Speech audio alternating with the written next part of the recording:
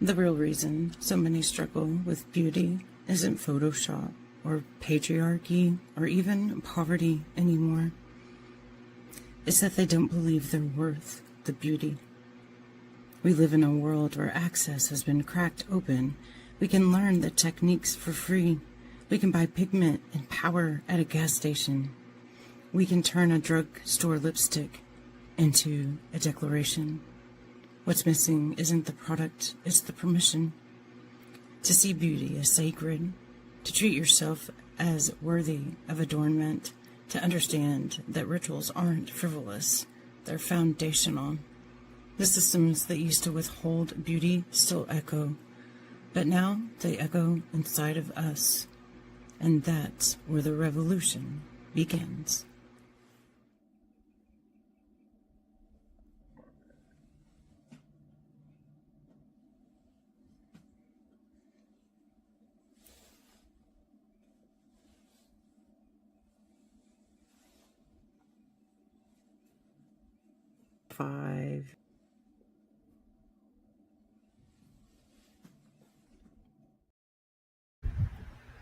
It was recess, and we were in the bushes with smuggled glitter and imagination.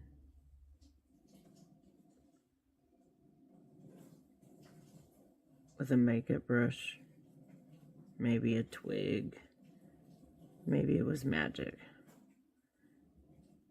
It was passed between us like a magic torch or something sacred, and in that moment I felt beautiful.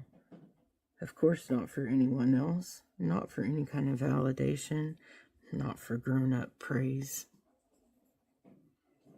but because we saw each other, because we painted joy on our faces and we called it play, because our fingers didn't just hold color, they held permission. And then it happened. We were caught, pulled out of the bushes. I remember us having twigs and leaves in our hair, which really now makes it even more beautiful. But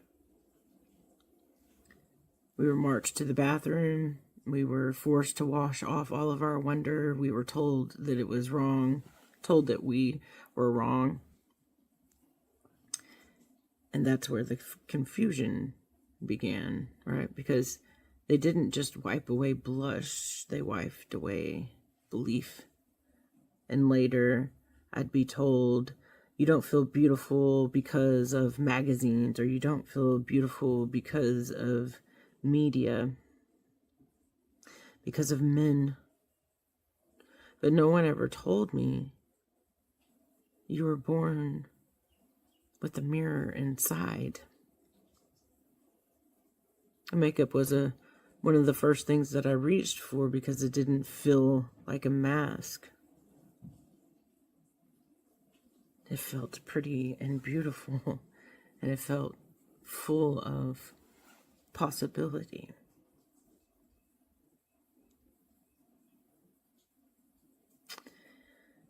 I didn't lose my beauty. I was shamed out of it. And so now I reclaim it. For every little girl scrubbing her face in a school bathroom, for every grown woman who still whispers too much when you walk past your own reflection. Beauty isn't the problem. Shame is. And I've chosen who to believe. And that's myself. And in this moment, in this conversation today, all I want is for you to make a sovereign choice about what beauty means for you.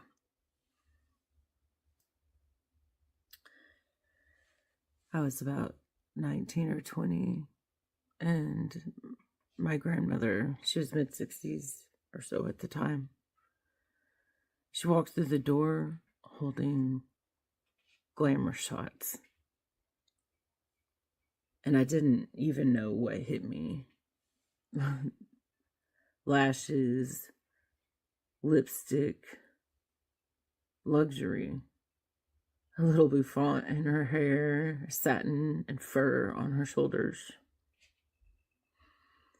and the kind of confidence that only a woman who's lived 5 lifetimes can wear. And she looked stunning. Not because she was pretending to be someone else, but because for once, she wasn't disappearing. This was the same woman who got married at 14 and stayed married to an alcoholic for 60 years total, but at this time, it had been about 50.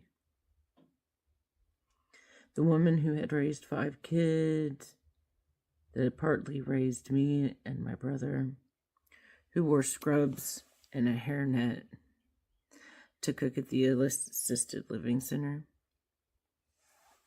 and came home each night drenched in sweat and grease, fingers swollen, back aching, and still had enough left in her to smile at me. And for one moment, she chose herself. And she chose glamour. She chose beauty, not as a decoration, but as a declaration. And do you know what that whispers to me? Behind closed doors. The whispers were, behind closed door. How dare she even, right, spend that much money on photos? And again, there was shame and for the crime of saying, I matter. But I saw her. I saw the woman underneath the scrubs. I saw the woman who remembered that beauty wasn't just for the young or the rich or the rested. It was something that was for the deserving, and she was deserving, and she always had been. And if you're listening to me right now, so are you. Glamour isn't frivolous.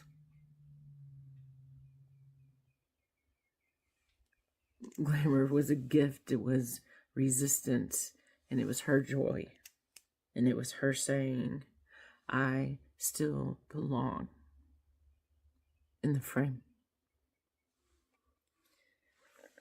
And the only way the social media knows how to talk about beauty is by shaming it first. I bet you think the song is about you, don't you, don't you? 'Cause you're so vain. You're vain if you want to feel beautiful. If you want to feel beautiful, you must be full of yourself. If you take the time, make the time, create the time to be centered in self, then surely you must be self-centered. But I don't post for vanity. I post for remembrance. I post for ritual, for the sacred act of seeing myself fully, so that you can see yourself fully too. And still on social media, beauty doesn't get applause. It gets thumbs instead of hearts, reactions instead of resonance, silence instead of celebration. We live in a digital space where people will heart trauma, laugh at absurdity, rally for politics, and validate pain in all of its forms, but beauty, that still makes us uncomfortable. Beauty isn't considered real enough to honor unless it's undone, unfiltered, and falling apart. But what if the realest thing that I can do is wear gold on my eyelids and say this is holy too? What if expression isn't meant to be explained? What if my identity isn't up for interrogation just because I dare to be seen? The truth is, most people don't understand beauty as a form of truth because they've been taught it's a distraction, that it's decoration, that it's ego. And that's the danger of social media. It gives everyone a voice, but not everyone a lens. And so, yes, when I speak beauty, when I post radiance, and when I take up space with glitter and grit, I do so knowing some will only offer a thumbs up. But I do it anyway because I know what it means, and I know that beauty, real beauty, is not in the validation. It is in the sovereignty to choose it for myself. And so you may ask, well, why social media at all? Because beauty is an art, is my life and my livelihood. And if you don't understand that statement, I invite you to go look at my LinkedIn headline, right? What is it that I do? Everything has to do with the beauty, with art, with understanding color, with understanding light, with understanding how to frame myself and how to frame you so well. I always am told, right? How can you do that the way that you do? And it is because I have done beauty. It is because I have studied me. And then therefore, I also know you. When I was 14, my mother went to work, and her boyfriend came in close, and he whispered in my ear, "You're so beautiful." And that was the day that I learned that sometimes beauty doesn't feel like a gift. It feels like a threat, like something men claim and women fear. Later, my mother-in-law would call me names meant to shred my worth. Too pretty not to be a slut, as if beauty belongs only to the innocent, and I had sinned simply for existing. And every time I dressed with care, "Why do you take so long to get ready? Who are you trying to impress? What are you doing while I'm away?" As if beauty was betrayal, as if self-adornment was always a trap.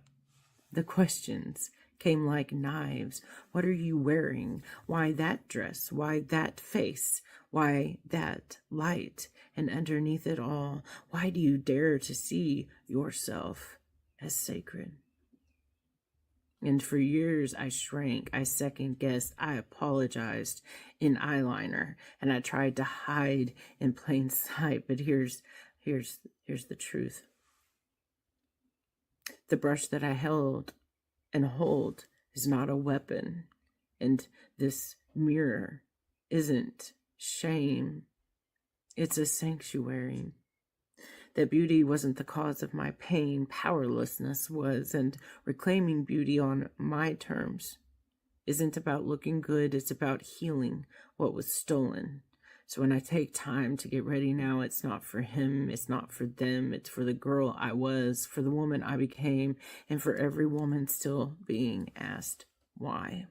And this is my answer: because I'm worth the ritual. Because beauty doesn't hurt me anymore. Hiding does.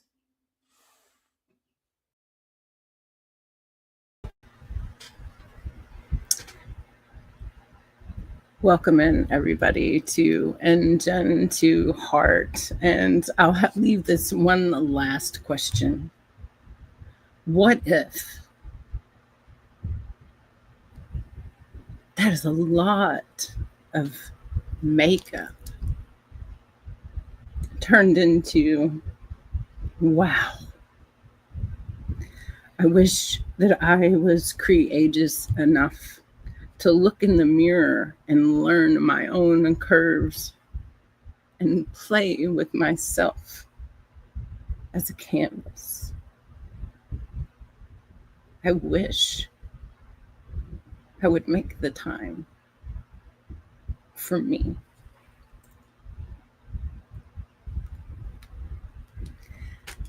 For those of you that don't know me, my name is EnJen, and I'm the creator of a unique but new beauty norm meant to create the heart and soul of beauty, which is the heart and soul of all things in business, in life, in friendships, in belonging, in inclusivity, in all of those wonderful areas. And you all heard me talk about beauty before, but maybe not such in depth, but it's because I have this wonderful, amazing guest that in this area of life, I know that she understands what I've experienced, what maybe some of you have experienced, because she has certainly experienced in this wonderful, beautiful world that she has partially grown up in. And that is the world of pageantry and even ice skating, right? And so there's a lot of beauty and a lot of posture, presentation, poise, grace, and all of those wonderful, beautiful things in both of those worlds. And so I would love for you all to start throwing some red, some blue hearts in the comments and some applause for the 2-day current Miss Olympic City, Colorado, Miss Crystal Chilcott. Hello. Thank you for having me on. Yes. Thank you for coming. Thank you for your patience. You have been back in the green room just being just beautiful. I can't help but be enthralled. You're just simply amazing. And from this point forward, I want to share as much as you can about your own experiences, your own biases, where you've been, the road that you've been on, and what's next, right? So let's start in the beginning. You shared with me that you started in pageantry about the age of 9 and slightly younger in ice skating. So start with each other, that whichever that you like. And I really would also love to know, right, like how do they support one another? So my first pageant was when I was 9 years old. It was a little local pageant to my hometown in Pennsylvania called the Little Miss Saxonburg pageant. And Saxonburg is a very small town, but they have a carnival every summer. And for many years, they had a pageant alongside it. So I grew up watching pageants. My mom was involved in pageantry as a teenager. She was also involved in modeling. So watching pageants was a part of my childhood, and I always wanted to take part of it. But I don't think I ever told my mom when I was really young about that. And I was trying on clothes at Boscov's one year, and I kept posing in front of the mirror. And she said, if you don't stop posing, I'm going to put you in Little Miss Saxonburg. And I was like, oh, that's what I want to do. So I kept posing. She's like, oh, do you want to do that? And I was like, yes, I do. So I competed when I was 9, and I was third runner up that year. So that was my first pageant. I remember the next year I did not place, and I was so sad because I thought that I was going to win that year because I had placed the year before and worked so hard. And then the next year I won. So I won on my third try, and I went on to win Junior Miss Saxonburg and Miss Saxonburg as well. So that's really how this whole thing with pageantry started, was at these small local pageants, but they were a very big part of my childhood growing up. And then with figure skating, I was a couple of years younger. I was 7 years old, and I think it was first grade when my teacher read us a story about a girl who went ice skating. And my birthday's in January, so I asked for skates for my birthday. I was able to go skating at an outdoor rink, and then I signed up for lessons from there. They didn't really have an ice rink year round in my little hometown. So for most of my life, I was driving to Pittsburgh, or my parents would drive me to Pittsburgh until I got my license, which is about an hour each way from my hometown of Butler, Pennsylvania. And I would train there. And then when I was 17, I moved out to Colorado to keep training in figure skating. And that's what brought me to Colorado. And then I got re-involved in pageantry as well around the same time. And I love that, and that kind of determination and commitment. It almost feels like you've spent a lifetime previously doing such, right? Because it is a ton of drive, and also so much that teaches you about life, right? Like that first time, like you said, you joined and you won, and it must have felt like the most amazing feeling in the world. And then, like you said, well, you just automatically kind of feel that it's going to be that way again. It was so easy. And then for it not, and to change, and it so speaks to your character. But I want to say that first, because I know so much of your character has been molded by these experiences, but you had the character first. It just allowed them to come forward into the spotlight. Yeah, thank you. I think that I learned a lot from my failures and successes. And as you know from my story, success in pageantry hasn't always come easy to me. Like I competed within the Miss America system within Miss Colorado 5 times. I made the top 10, top 15. I was non-finalist talent. I did roller skating for my talent one year. Well, every year, but one year I didn't make the top 15 and I got the non-finalist talent award. And I was always close, but I could never break into that elusive top 5, that finalist role. I competed in Miss Colorado USA as well. Never made it there. Last year, I did Mrs. Colorado for the first time. I'm about to celebrate 2 years married, so I was able to join the Mrs. division, and I was top 12 last year again, which I was very excited to be a semifinalist. And then this year, I finally cracked into that elusive top 6 and was third runner-up. So I finally cracked into the elusive top 6. Next year will be our 50th anniversary for Mrs. Colorado. So I'll be returning again as Mrs. Olympic City.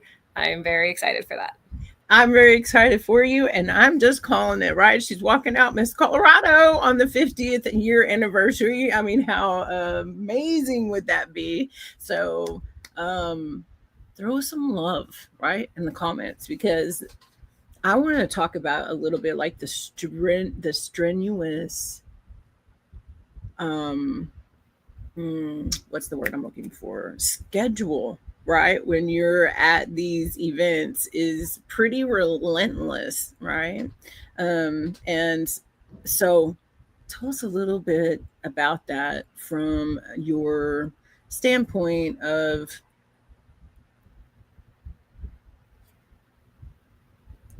the difference between what we see, what we think, and what the reality when you're actually experiencing it is.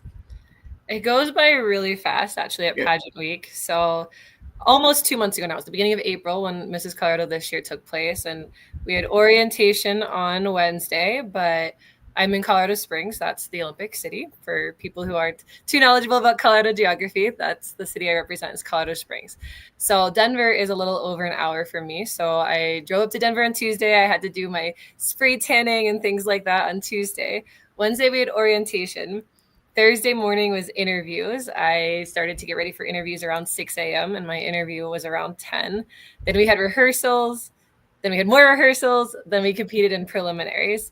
And then all day Friday is a rehearsal. Saturday's rehearsals. And then there's the final night when Mrs. Colorado is crowned. So it is a lot. It happens very quickly.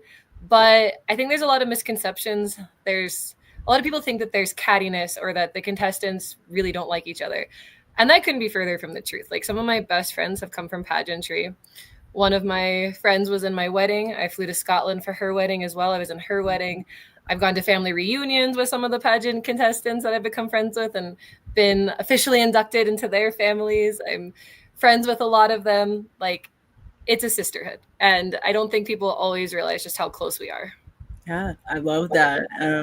And so what does that look like? What do you brilliant, beautiful women do with your sisterhood, right? With the community that you build, and how does that affect the people? I think also overlook the fact that you each have things that are very near and dear to your heart, and that it's all about impact, and it's all about reach, about of what those things are, because that's one thing I think that pageantry understands, is that to make the biggest impact and difference, first, you can't do it alone. You have to have a community. And secondly, it does mean being in the spotlight, and it does mean learning how to be comfortable there.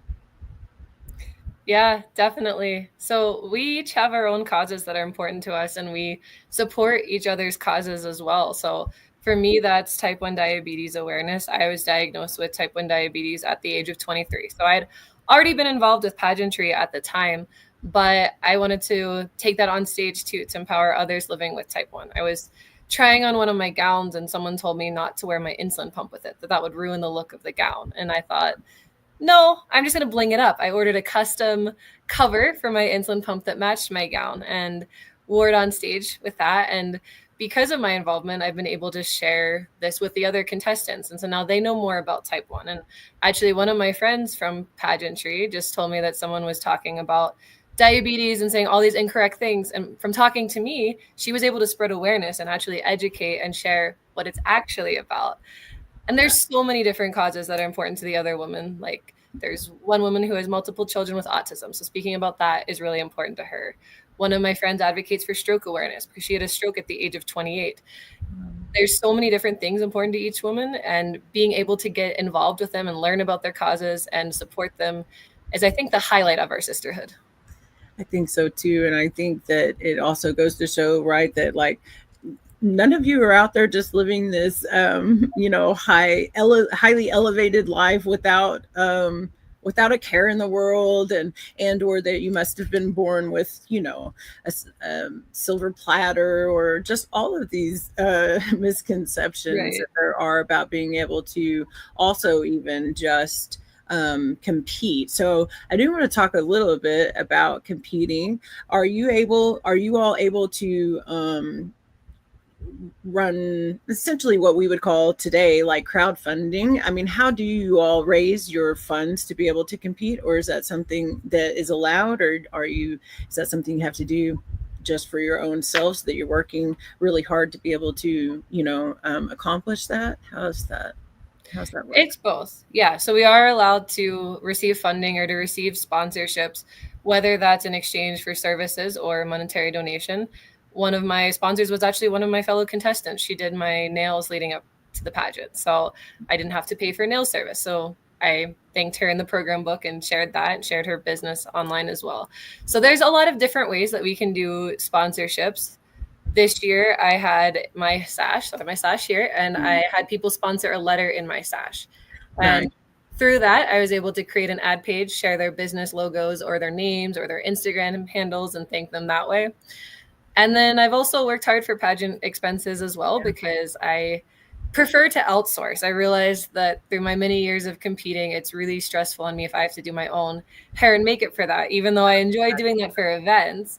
So this year I was able to hire a makeup artist, a hairstylist. I was able to update my headshots and spend money on getting all these different headshots done, because that was something that was fun to me and important to me. And I worked hard for that. But in the past, when I haven't been doing as well financially, I did things more on my own. So you can do pageants very inexpensively. You can do pageants with a lot of sponsors, and you can do pageants very expensively. It really depends on each person, and I've been in every situation. Yeah, I could see that would be something that is part of the case. And what I love about that, though, is that despite what most probably think, it's actually a very inclusive system right, to be a part of. It's it feels like and sounds like if you're really intelligent, you learn right along the ways. And like you said, you're able to have sponsors. And I love that you said, I did this by letter. And that is somebody that's been doing some business and some marketing and things for a long time, right? Because it's all real estate. And I'm like, girl, knock it down to the thread, right? Like the leg. No, but maybe next year. Yeah, maybe next year. And I'm thinking, like I think that you're probably going to have some really super fans, I would hope, by the end of this. And I know there's other PR that's coming up for you, and I know I want to know how I can support you when that comes around to the time of how I can support you, because why wouldn't I? We're co-authors, and we're actually fixing to be two-time co-authors, and so that's super exciting, and that's wrapped around more than our diagnoses. So y'all watch out for that, because that's coming out in about 5 weeks or so, I think, until complete launch day, and where that's going to be available. And this is my 6th anthology, and I've worked with a lot of different co-authors, and there's just something really special and powerful about these stories. And it is about adversary, and it is about rising above, right? But not in a way that takes anything away from us. Do you feel, even though it's a physical strain and exhaustion has to be a part and all of those things, do you feel that because of the importance of the impact that you want to have, that really kind of puts gas, into the tank when you really need it the most? And how do you allow that? How do you find harmony in knowing that I need to slow down, and being able to also honor the fact that I got to be on stage in 5 minutes, right? Yeah, that's a good question. So from figure skating and from pageantry, I've learned like different ways to mentally prepare right before going on stage. And some of that is breathing exercises to slow down my heart rate. And some of that is visualizing myself. That's something that really helped me this year leading up to the pageant, was visualizing me walking into my interview and giving my intro, and all sorts of things that I visualized, including being called into the top 6 and not thinking, oh, I'm about to be in the running for Mrs. Colorado, like I need to prepare for final question. So when I got called to the top 6, I was called first, which was very nice, because in the top 12, I was called 10th. So I'd wait a long time. But I was called first, and right away, because I had trained my mind, I knew, oh, okay, start thinking about things you might want to talk about in final question. And I wasn't even thinking about winning or placement or anything until after I did my final question. And I thought, oh, wow, like I'm still in contention. I don't know what's going to happen. But because of my training, I knew that I had to answer my final question first. So I think being aware, and there was a lot of trial and error, because I didn't want to come into interview being too relaxed and not having any energy. I'm not really a morning person, so interviews are usually in the morning. But I didn't want to come in and just be fumbling over my words, saying all sorts of random things. So what helped me prepare for that was having a list of about 5 things that I really wanted to talk about. And I knew I probably wouldn't get through all 5. We only have 3.5 minutes in our interview. We have a 30-second intro and then 3.5 minutes. But having those things in mind, I was able to tie a lot of them into my answers, including why I wanted to be Mrs. Colorado. I wanted to talk about why I wanted to advocate for the type 1 community. And having those things in mind, I was able to bring them up in response to some of the questions I was asked. Yeah, I love that. And I'm going to go out on a limb and say that you also, train your brain, right? Before you ever even get there, far before. And so one thing that I've found a lot of fun in my own business journey was, and I love to take people and walk them through this, right? Where you start at 45 minutes and then you work your way down, all the way down from there. You have to cut it and cut it and cut it and get more and more and more precise. And I think over the years of having those situations, you've done that just in a more extended time period. So what I'm understanding from what you said also is that you get to pick what it is, you choose what it is that you are talking about. Is that correct? It is. This is something that I learned through my years competing, because there's a saying we have in pageantry is you control your interview. So the judges can ask pretty much whatever they want. Some systems have certain rules, like within Mrs. Colorado, they're not supposed to ask political questions, but otherwise it's pretty much free game. But you can choose what you bring up. So they could ask a question that's not necessarily related to why you want to be Mrs. Colorado, and you could wrap that into it. So, for example, my final question when I was in the top 6 on stage was, have you tried anything new in the last year? And my first instinct was no. Like, this is my second year married, second year competing in the pageant, second year in business. Like, what have I done new?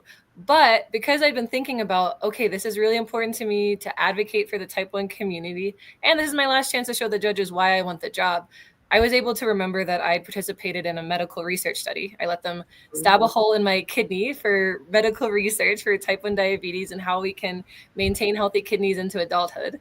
And I was able to talk about that and talk about how I wanted to continue advocating for type 1 diabetics through the role of Mrs. Colorado. And I got off stage and everyone said, wow, that was an amazing answer. And I was like, oh, was it? Okay, great. Because I don't know what I was saying. I don't know where that came from, but it came from me being prepared and knowing what I wanted to talk about. And I could have just said something like, oh, I went to Japan for the first time last year. I guess that's new, but that wasn't really relevant to what I wanted to talk about. And I love that. And it's so important because it's so easy. Like you said, you could have said about, yeah, I went to Japan. It was wonderful. It was amazing. The people were beautiful. But it doesn't mean anything if it's not what's important to you. That is the only thing about niching that I support, period, is just simply because you can talk about it in any situation. So there's 2 things that you said there that I love about that. And one of them also was that why I want the job. People see from the outside that you all are, that you look beautiful. You are showing off your beautiful physique, your ability to be able to walk with poise, and don't realize, and I think this is a big misconception, that it is that why it's thought that it's all about a crown. It's not. It is a job. And so tell us a little bit about that, and what does it entail being Miss Olympic City, even, right? Yeah, so even as Mrs. Olympic City, I go to different events throughout the state, and I'll actually be doing an event in Wyoming in July as well. So not just confined to Colorado, but other states as well. And it's dependent on each person's goals and the things that are important to them. So we have some communities that we work directly with Mrs. Colorado. There's a foundation called Victoria's Voice, which brings awareness to substance abuse and overdosing, and that's very important to the whole Mrs. America organization. So we participate with that. And then there's some organizations that participate directly with Mrs. Colorado. And then as Mrs. Olympic City, I can choose to have my own events. And then I also join a lot of the other title holders as well. So I've done everything. Most recently, I helped out at a Toastmasters event. I used to be involved with Toastmasters and helped present some of the awards to the speakers. And being Mrs. Olympic City in Colorado Springs, which has a lot of Olympians, everyone presumes that I know all of them. So the whole night, people kept asking me, oh, do you know Ginny? And I'm like, no, like, who's Ginny? And I found out that she won the first gold medal of the 2016 Rio Olympics. She's a women's air rifle shooter, which I knew nothing about this sport. And she was there, and I got to meet her and get a photo with her since I'm Mrs. Olympic City and she's an Olympic champion. So some events are like that where it's a speaking thing and I'm just volunteering. Some of them are for type 1. In October, I'll have a type 1 walk in Denver to raise funds. And then I love to go to the other women's events as well and support their causes. We also visit the veterans at the hospital in Denver every year in February. That's part of our Mrs. Colorado tradition too. So I'm not limited just to one area. It's a lot of different events, and I try to be as involved as possible. Yeah, I love that. It is wide, right? It's a wide range of what it allows you to have experience in. And I wanted to say, welcome in. I'm not sure LinkedIn user, but welcome in all the way from Brazil. We're so excited to have you today. And so how long are you able to compete within competitions, right? It was something that I was a little surprised to find when I was kind of doing just a little bit of looking into Miss Colorado specifically is what I was looking at, right? And how there are tons actually of, and not necessarily inside of Miss America, but there are so many pageants out there that I just thought it was really amazing. Do you do any outreach to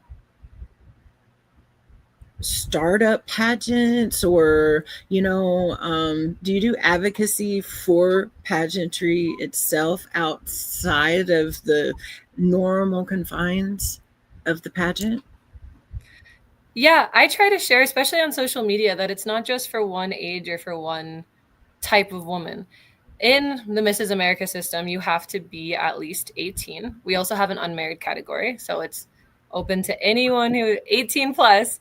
And there's not an age cutoff. Like one of my friends, Sandy, who I met this year competing, is 69 years old. She made the top 12. She's a strong competitor.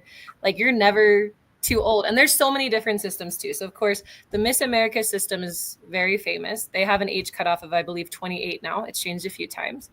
The Miss USA and Miss Universe system has recently changed to not have any age. Doesn't matter your marital status or your parent status as well. So they are becoming more and more inclusive. And then within Mrs. America, if you're married, you can be in the Mrs. If not, there's a Miss category, and it's any age, which I loved competing with women who are in their 20s or early 30s like me. I know I'm on the younger end of the competitors, but we had some in their 40s, 50s, 60s, 70s. We had 2 sets of mother-daughters competing, and it's really amazing to get to be around women who are of all different ages and still working to improve themselves and to have a goal and to have something to work towards. I love that. I do too, and I think that that's another beautiful point that you bring up, is that this is about, in a very healthy way, developing self-development, self-care, and always yet striving for that next peak for yourself in a way that honors who you are and your body, and it honors everyone around you. It's not shallow at all, is it? Right. That's a huge misconception. As you know, with pageantry, a lot of times people think it's just about looking pretty or being fake, and there's a misconception that the women competing are not very intelligent, and none of those things are true. I like to think of makeup and dressing up for the pageant as an accessory that's helping us show more about our personality and more about who we are. It's not trying to pretend to be someone else or trying to pretend to be who we think the judges want, because it's so subjective. Like a different judging panel could pick a totally different woman. Even within our judging panel this year, I could have had one judge who really liked me and one who didn't like me as much. I'm not sure. You never know because it's so subjective. And I think it's really important that people realize it's not shallow. It's improving yourself. It's having fun. It's being able to express yourself in a way that you don't usually get to in everyday life. And that's really important for me to help break this stigma and this misconception. Yeah, absolutely.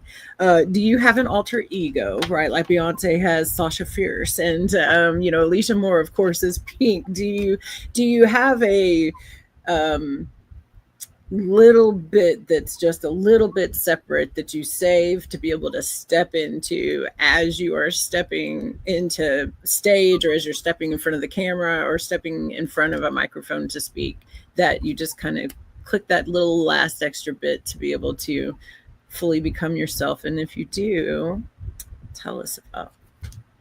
I think I do. I don't have a name for her, but when I get on stage, whether it was on the ice rink when I was competing in skating or whether I was on stage, I think I get into this zone of focus and top performance. And I think I usually perform better when I'm actually competing than if I'm just practicing, because I have that different adrenaline, the different awareness that I'm on stage now. And I do think I bring that out anytime I get on stage, whether it's for a fashion show or whether I'm competing or if I'm skating. It's something different that comes out when I'm actually competing versus whether I'm just practicing. Like, even when I'm practicing, I try to practice, okay, smile, like bring all the energy, and I just can't do it full out until I'm actually on stage.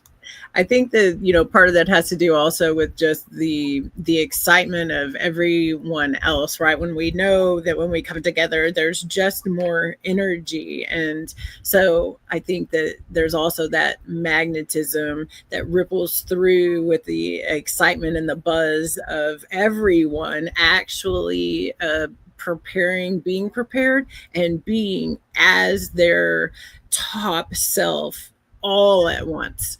And that's something that you don't really get to experience or without competition, or unless, right, you're stepping out on stage as a rock star every night in a stadium, or, you know, every 2 years or whatever it may be, that where you have that exchange in that way. I want to talk about too, like, how do you think your figure skating helped your pose, your poise, help you be able to walk around? Because I think I remember 6.5 or 7.5 inch heels that you wore this year. Yeah. So I mean, I'm like, oh no, not even when I had good feet and legs, couldn't do that. So I'm like, think that's one of the things that personally I've always been drawn to about pageantry is that is not easy. It is athleticism. You're athletes to be able to walk around in those heels. I'm just saying. Yeah, it's a sport for sure. I think that, to answer this figure skating part first, that being able to perform under pressure and in whatever situation, I think really helped me with pageantry as well. Like, there were times when I was competing when I had a cold or I wasn't feeling well or I was tired, or 2 years in a row I injured my ankle right before regionals and still was healthy enough to compete. Of course, if you're in a very serious illness or injury, no, that's one thing. But I was in a situation where I was able to push through without causing more damage. So I competed then, and I didn't always do my best, but I did my best for that day. Yeah. And that carried through to pageantry as well. It also taught me to put mistakes in the past. Like, there were numerous times when I was competing and popped a jump or fell on a jump or messed something up, and I was still able to do the rest of my program well. And that carried over to pageantry too. Like, if I don't feel like I answered my first question in the interview well, or one time, I think it was last year in prelims, I felt like my sarong and swimsuit got caught on my heel for a second, and then I just pulled it back. And in the video, you couldn't even notice.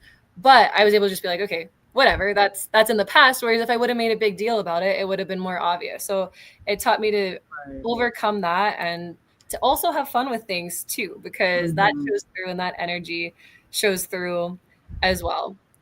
Yeah, I think that it has a lot to be able to instantaneously just move on, because like you said, if you had allowed that to catch you for 1.5 split second longer than it had of, you could have fallen.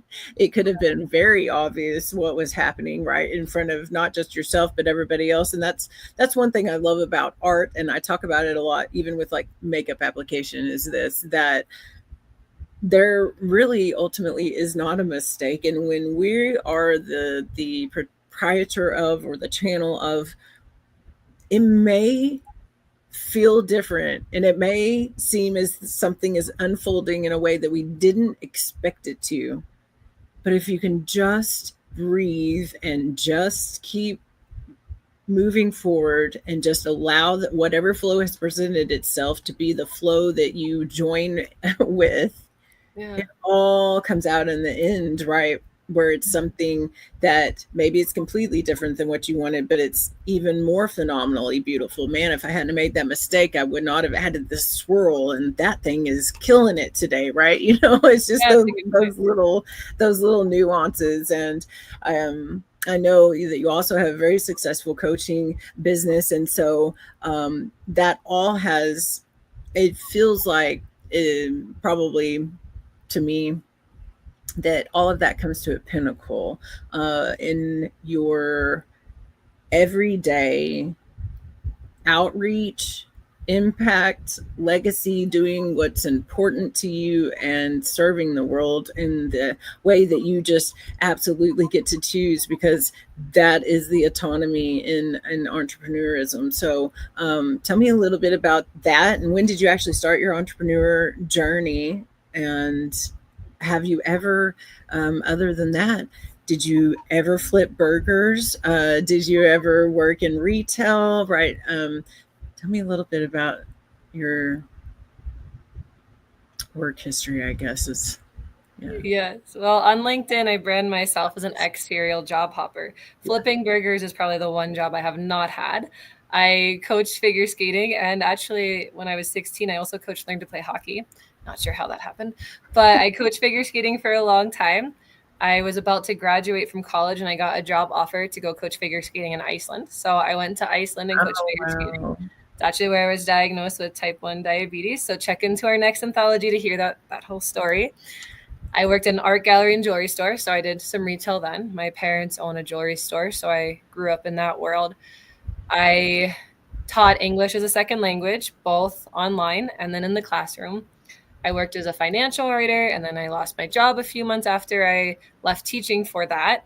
So I've had a lot of different jobs, and I was just never completely happy in all of them. There were a lot of things I loved about teaching, a lot of things I loved about coaching, but not everything. And really all the things I didn't like came down to that I wasn't working for myself. I was working for someone else. And even though it was fulfilling to help my students improve their English, improve their skating, I wasn't really fulfilling my purpose fully. So now I coach people how to start online businesses so that they can do what's most important to them, whether that's staying home with their kids, traveling, figure skating, pageantry, whatever it is. I started about 2 years ago. In July, it'll be my 2-year official anniversary of when I officially launched my business. I had the idea 2 years ago in May. I officially launched in July. And one of the most rewarding things about that has been the mindset training and the things that I had to learn from that. I realized I had so many limiting beliefs in my life, even though I had tried all these crazy things like moving to other countries impulsively and trying all these different jobs. I still struggled with believing in myself or believing that I was good enough for certain roles. And that's probably why I didn't succeed as much as I would have liked to in pageantry in my 20s, is because I had these beliefs about myself. And I had been told by various people that I didn't have talent or that I wasn't good enough as a child and as a teenager, and those things carried over. So being able to realize like where these things are coming from, how can I overcome them? That's really something that I learned from my entrepreneurial journey. And that's carried over to all parts of my life, from pageantry to entrepreneurship. After 8 years of not skating, I returned to the rink and am trying to learn some of my skills again. So it's really helped me in all areas of life. And I think that the entrepreneurial journey, regardless of what your business is really helpful in self-development. It is absolutely I tell my clients this: parenthood pulls a lot and it gets you there. And there are, athleticism and competition and competing. It gets you there. There is nothing that will ask you to unfold the absolute depths of yourself like entrepreneurism, because it requires all of your presence, all of your perseverance, all of the resilience, and not the kind of resilience or perseverance that you obtained throughout your life. It's not that perseverance. It's not that resilience. This is purposeful, sovereign resilience. This is in the choices when you don't feel well that you come anyway, right? It's the choices of knowing the discernment of, can I push through this, or am I going to cause harm to myself or another if I don't? And those kinds of discernments only come from being and having that level of responsibility, because it's not just for you, it's for who you're serving. I think it's really where we're able to step into as humans that it is not about us. It doesn't have a damn thing to do with us. It's everything about our cause. It's everything about the people that we're serving. Right. And one of the things that I think helped you get there, and because I do want to talk about this too, and we've got like about 5 minutes left, is this. Tell me about the pose and the poses, right? Look how much strength that takes. Is astronomical. Yes, lots of practice. Practicing in front of a mirror really helped me. And then I know you asked about my shoes earlier. I think I didn't answer that question earlier, but I actually got 2 pairs of shoes for this year. One are the ones there, and then one was a lower pair of shoes. And I thought I was going to be more comfortable in the lower pair. I actually like the higher pair because they had a platform, and that made it easier to balance. So I wore those instead. And I practiced a lot in front of a mirror at a kickboxing studio with my pageant coach. And that really helped me, being able to see myself all the time. That also helped me with skating as well, like being able to watch a video of myself doing things, because I don't always know what my arm is doing until I watch it. I've learned a lot of little tips and tricks with that. Like, for example, you can see that my hands are close together. I noticed it sometimes I would have my hands like all over the place, and that looked weird on my posing. So just little fine details like that. Also, how to have my foot placed so that it didn't look weird on stage, or to make it look the most flattering. And it's different for every woman too, because every woman has different parts about themselves that they want to highlight. And it's not about hiding anything or trying to appear something that you're not. It's about highlighting what you want to show off. Yeah. And I love that. And that's that sovereign part, right? About you get to choose what it is that you're highlighting or what it is that you're not highlighting. And the other part that I love about that is the mirror. And if for those of you that missed the very beginning, I encourage you to please go back and try to catch it, because that's something that I was talking about a lot. And that is the mirror, the physical mirror. And falling in love with yourself happens in front of a mirror. Seeing yourself in all of your pose and poise, but also in all of your goofy awkwardness, seeing yourself being able to learn how to know the curve of your body, the curve of your face. I could do this blindfolded. I literally could do this blindfolded, because I have spent so much time not in a way that I'm trying to perfect what it is that I'm doing, but just falling in love with every crevice, every wrinkle, every laugh line, all of those things, because you don't always get that time with yourself. But when we create that time for ourselves, for me, it's always been something that brings me great peace, strength. It gives me the time to slow down and think about my life, my day, just the moment, just being present. And have you, I'll leave with this one last moment, just to give you that free for all to say what's most important to you right now.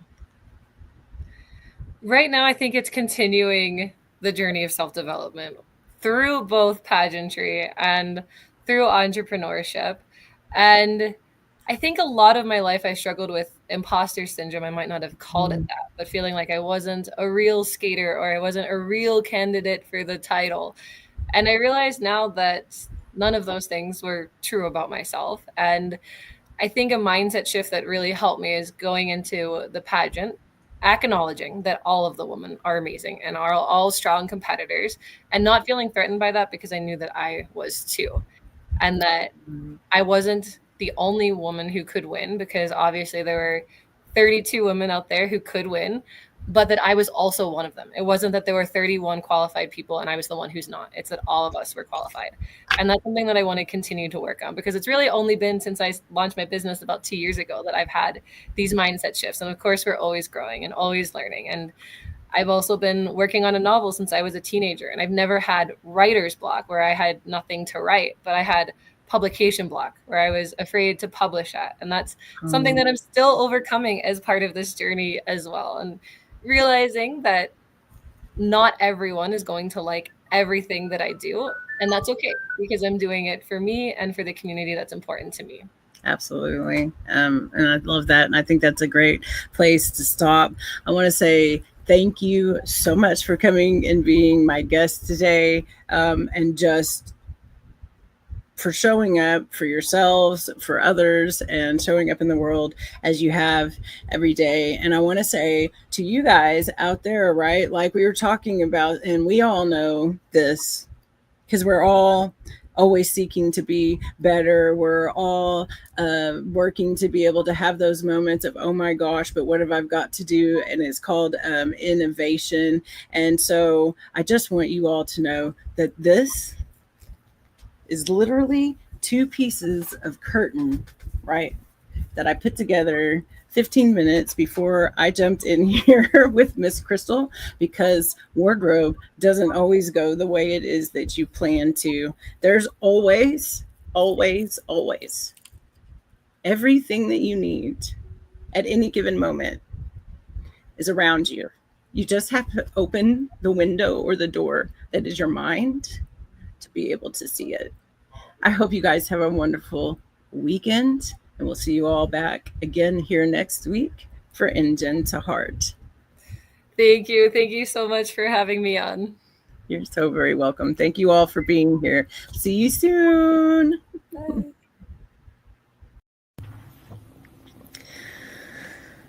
I have been told since I was a teenager, or even before, that the reason that I didn't feel beautiful was because of something outside of myself.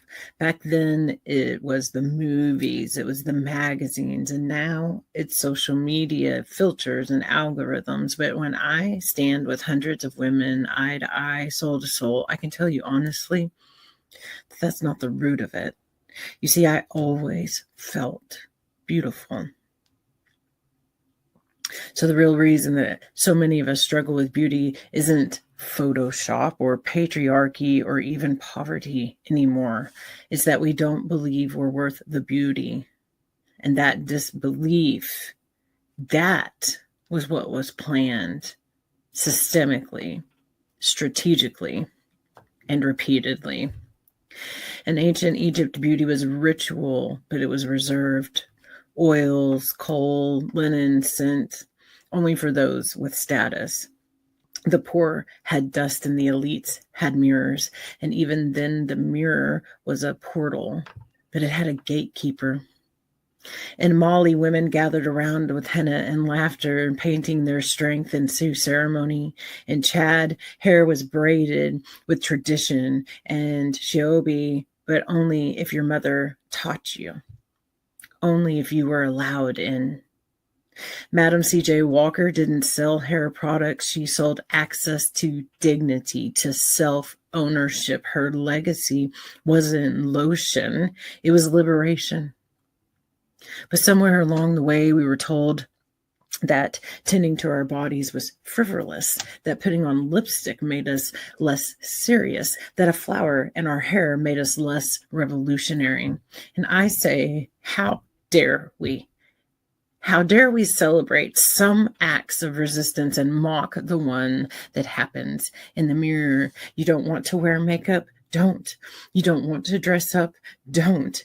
But don't call your avoidance virtue. Don't act like choosing not to adorn your temple makes you somehow above the rest of the world who choose to worship through presence. I do it every day, not because I have time, but because I make it, because I know what it means to look into a mirror and not ask what's wrong with me, but instead whisper, I remember you. It is not vanity, it is ritual.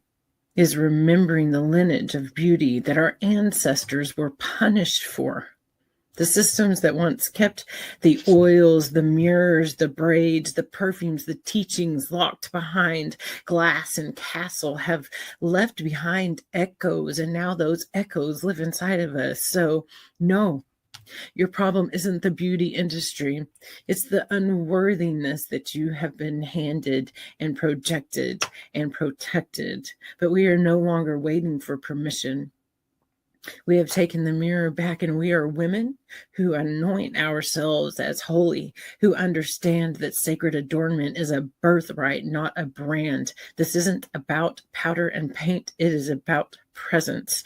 This isn't a trend. This is a divine uprising, and I will not apologize for it.